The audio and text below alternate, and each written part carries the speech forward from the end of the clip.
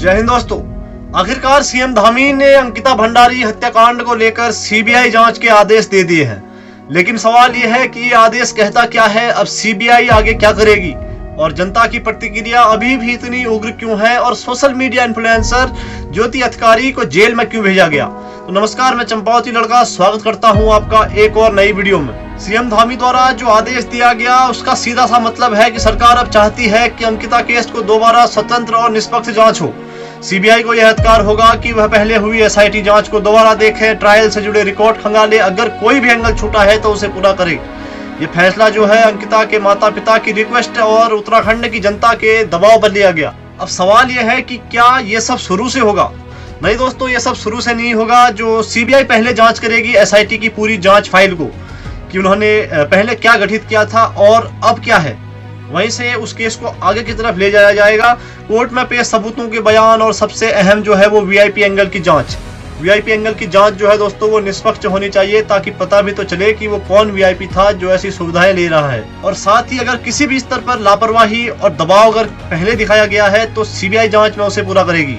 कुछ नई एफआईआर हो सकती है, कुछ नई आरोपी भी जोड़े सकते हैं, क्योंकि जांच नहीं होंगी तो फिर आरोपी भी नहीं आ जाएंगे।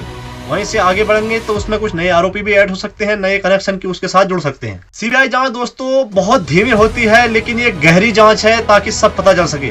सीबीआई जांच के बाद भी जनता का गुस्सा वो उग्र है।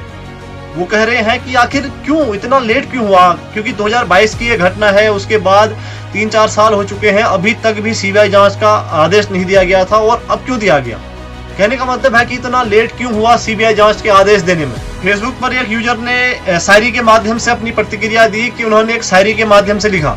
वो लाइनें मैं आपको पढ़कर सुनाता हूँ कि लश्कर भी तुम्हारा है, सरदार भी तुम्हारा है, तुम झूठे को सच लिख दो, अखबार भी तुम्हारा है, इस दौर के फरियादी जाएं तो कहाँ जाएं, इस दौर के फरियादी जाएं तो कहाँ जाएं, क्योंकि कानून भी तुम्हारा है और दरबार भी तुम्हारा है।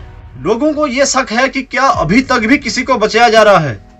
अब यहाँ पर दोस्तों बात करते हैं ज्योति अधिकारी की, जो कि एक सोशल मीडिया इन्फ्लुएंसर है। लगातार जो है अंकिता केस को लेकर वीडियो कुमाऊं की औरतें तो कौशिकों में नाच रही है ना, जैसा हमारा फर्जी देवता हो गया उनके अंदर आने वाला, वैसे ही वो फर्जी औरतें हो गई हैं। वो खाली जूते चप्पलें पहन के भीड़ में नाच और बयान देती रही हैं, लेकिन पुलिस ने उन्हें क्यों गिरफ्तार किया? दोस्तों आरोप यह है कि उन्होंने धार्मिक भावनाओं को ठेस पहुंचाने का कार्य किया, साथ में कुमाऊं की महिलाओं और देवी देवताओं पर आपत्तिजनक टिप्पणी की। इसके बाद जो है वो खुले में डराते लहराती हुई नजर आई, तो इस पर पुलिस ने उन पर केस दर्ज कर लिया और कोर्ट ने उन्हें 14 दिन की न्यायिक हिरासत में भेज दिया है। सीबीआई जांच का मतलब है कि राज्य सरकार से बाहर की एजेंसियां होंगी, राजनीतिक दबाव कम होगा और जांच का दायरा इनका बहुत बड़ा है। अगर सीबीआई की ईमानदारी से काम करेगी तो सच्चाई बाहर आएगी। देखना यह है कि क्या सीबीआई उस वीआईपी को बाहर निकाल पाती है या फाइलों में ही उलझा देगी। और भी जो आरोपी इस केस से जुड़े हैं, क्या उनकी कुछ पहचान हो पाती है, या जो भी इस घटना के संबंध में हुआ था वो सारा चीजें आपको सीबीआई जांच में पता चल जाएगा, अगर निष्पक्ष जांच होती है तो। वरना फिर उस दोस्ती की शायरी याद कर लेना जो मैंने आपको ऊपर पढ़ के सुनाई थी।